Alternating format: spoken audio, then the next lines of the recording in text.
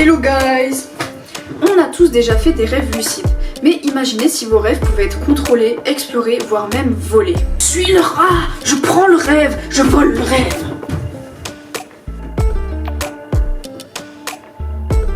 Ça commence fort. Je sens que ça va être long.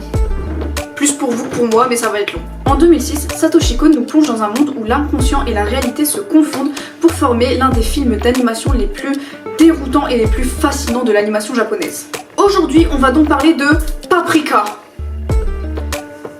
Alors c'est trop bizarre dit comme ça. Bref, je vais vous faire une petite présentation de l'auteur.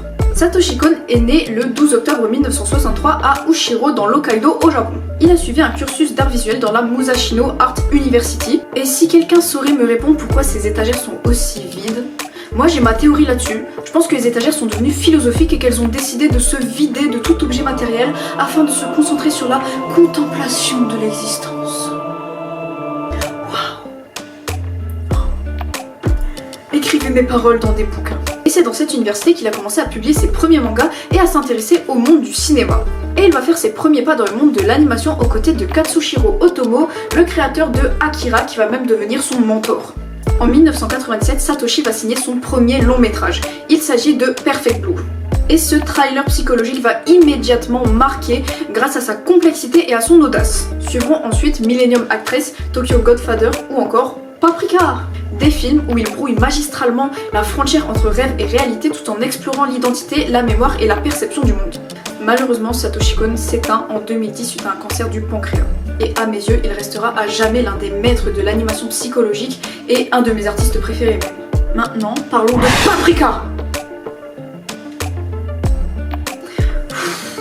Je reprends mon sérieux. Parlons de Paprika sans retenue et avec des spoils. Paprika suit l'histoire de Atsuko Shiba, une psychologue qui utilise un dispositif révolutionnaire appelé le CD Mini, permettant d'entrer dans les rêves de ses patients et ainsi soigner leur traumatisme. Mais un jour, un de ces appareils est volé. Le rat a refait surface. Et les rêves commencent à se mélanger avec la réalité, provoquant un chaos psychologique dans Tokyo. Atsuko devient alors Paprika. J'arrête. Son alter ego onirique capable de voyager dans le monde des rêves sans limite. Paprika... J'ai dit Paprika, j'ai vu le Paprika qui est juste ici. Je peux pas garder mon sérieux, je vais le cacher quelque part. On va le mettre là. Voilà. Paprika doit alors plonger au cœur des rêves pour comprendre qu'est-ce qui est en train de se passer. Elle va alors explorer les peurs et les traumatismes des habitants, rencontrer des chats géants, ainsi que des personnages complètement absurdes et voyager dans des paysages surréalistes. Chacune de ces rencontres va lui révéler une part de l'inconscience collective et de la pensée humaine, mélangeant réalité et symbolisme. Le voleur, le rat. Lui, derrière tout ça, il cherche à contrôler des esprits grâce au DC Mini. Paprika va alors le suivre dans les couches de rêve imbriquées où Tokyo se transforme complètement. Les rues deviennent des labyrinthes, le temps et la gravité sont altérés, c'est une véritable course folle contre l'esprit et le chaos. Finalement, Paprika va réussir à choper le voleur et à sécuriser l'appareil. Les rêves envahissants disparaissent progressivement et Tokyo retrouve sa réalité. Dans un dernier rêve, on voit Atsuko et Paprika qui se rencontrent. C'est une scène de résiliation où l'esprit rationnel et le désir inconscient trouvent un certain équilibre. Paprika se termine donc sur une note très ouverte et poétique, en nous rappelant que nos rêves sont incontrôlables, mais que l'esprit humain, avec ses contradictions et ses désirs, reste résilient. Et ce que j'ai trouvé fascinant dans ce rêve, c'est l'opposition entre Paprika et Atsuko. Atsuko, elle est calme, méthodique et toujours soucieuse de garder le contrôle. Elle analyse, observe et protège ses patients avec sérieux. C'est la part rationnelle et consciente de son esprit. Tandis que Paprika, elle, c'est tout le contraire. Elle est spontanée, libre et audacieuse. Elle rit, elle danse et joue avec les rêves. Elle incarne la liberté, l'imagination et l'instinct pur. Du coup, je trouve que la dualité entre les deux, elle est quand même fascinante parce que Atsuko et Paprika, c'est pas deux personnes différentes, mais c'est deux facettes de la même personne. Donc ensemble, elles forment une équipe de fous. Ça fait beaucoup là. Ni l'une ni l'autre, il est chiant à dire cette phrase, ne peut réussir sa mission seule. Dans les autres personnages du film, on a également le docteur Tokita. Et franchement, son regard, mais il me fait délirer. On dirait pas un peu lui? Ça se ressemble quand même, je trouve, non? Dr Tokita, c'est le scientifique qui a mis le DC Mini en place. Mais il incarne surtout le danger de la technologie et de l'inconscience humaine. À première vue, on peut le trouver détaché, rationnel, voire presque froid. Mais en réalité, il a une obsession sur le contrôle des rêves qui révèle une part beaucoup plus sombre de sa personnalité. Psychologiquement, Tokita il représente un peu le miroir de la fragilité humaine. Il projette ses désirs et ses frustrations dans le monde des rêves sans faire la distinction entre réalité et fantasme. Il utilise le Dessemini à des fins strictement personnelles et égoïstes, mais malgré tout ce n'est pas seulement un antagoniste. Il est une figure symbolique de l'ombre de la science et de la technologie, un peu comme une mise en garde sur les dangers de la manipulation du rêve et de l'inconscient. On a également un autre personnage plutôt important de ce film, le détective Konawaka. Et qui voilà, inspecteur Gadget, les bandits sont là. Lui, il est chargé d'enquêter sur les phénomènes étranges liés au vol du Dessemini. Au premier abord, il semble être le personnage rationnel, bien ancré dans la réalité et opposé au chaos des rêves. Mais au travers des expériences, on se rend compte que même les plus pragmatiques ne sont pas à l'abri de leurs propres fantasmes et de leurs propres traumatismes.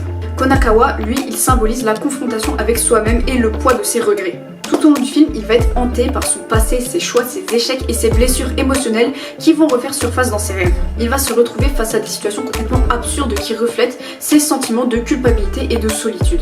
Dans l'histoire, il incarne la réconciliation avec le passé. Mais si Paprika est aussi fascinant, ce n'est pas seulement pour son histoire ou pour ses personnages, mais aussi pour son ambiance qui révèle des messages subtils. Cette ambiance, je la trouve plutôt unique parce qu'elle oscille tout le temps entre émerveillement et malaise. Les scènes de rêve, elles sont visuellement éblouissantes, avec des parades géantes, des chats qui volent, des objets qui s'animent. Tout semble possible. Et pourtant, derrière cette beauté se cache un sous-texte inquiétant. La frontière entre le rêve et la réalité est en train de s'effacer. Ce qui fait ressentir à la fois une énorme fascination et un vertige. Pourquoi je fais des mimes aussi gênants ? Le style visuel y renforce encore plus cette sensation d'instabilité. En quelques secondes, on passe d'une rue de Tokyo banale à un carnaval onirique qui est presque anxiogène. D'ailleurs, je pense sincèrement que j'ai ma place ici. Ah, parfait non ? C'est parfait, c'est parfait. J'aurais dû me présenter au casting des grenouilles. Niveau message caché et symbolique, on a la frontière entre le rêve et la réalité. Les personnages ainsi que les spectateurs sont constamment confrontés à l'idée que la perception peut être trompeuse. On a la psychologie humaine et les désirs inconscients. Les rêves reflétant les peurs, les fantasmes et les traumas des personnages nous montrent que nos pensées intérieures peuvent être influencées par le monde que l'on perçoit et que l'inconscient est puissant et imprévisible. On a aussi le thème de la liberté qui s'oppose au contrôle. Le film met en garde contre l'utilisation de la technologie pour dominer ou influencer et valorise au contraire l'expression personnelle. Puis il y a aussi la résiliation avec soi-même. Les personnages confrontent leurs traumas, ce qui nous montre que l'acceptation de ses désirs et de ses peurs est indispensable pour trouver un équilibre. J'ai trouvé l'équilibre. C'est grâce au paprika. Donc ce film nous invite à explorer notre inconscient plutôt que de le fuir. Et en dernier, on a le monde en mutation constante. Les scènes de Tokyo symbolisent le chaos dans la société et dans l'esprit. Et pourtant, on retrouve un certain émerveillement lorsque l'on accepte l'inattendu. Mon avis sur ce film, c'est que je trouve que c'est pas seulement un film. Moi, je trouve que c'est plutôt un casse-tête où chaque petit symbole et chaque petit détail a un sens caché à la fois universel et strictement personnel. Ce film, il est super complexe et on comprend pas tout au premier visionnage, et c'est ce que je trouve qui fait son charme. Chaque petit détail a un sens et chaque petite image raconte quelque chose. Franchement, c'est un régal visuel et émotionnel. C'est complètement fou, c'est coloré, c'est inventif, c'est hallucinant. C'est un film qui te captive et qui te perd tout en te faisant rêver. Elle était bien placée. Oh, je suis fière de celle-là. Yeah. En bref, je trouve Paprika magnifique et fascinant. Ah, j'ai du paprika sur le doigt.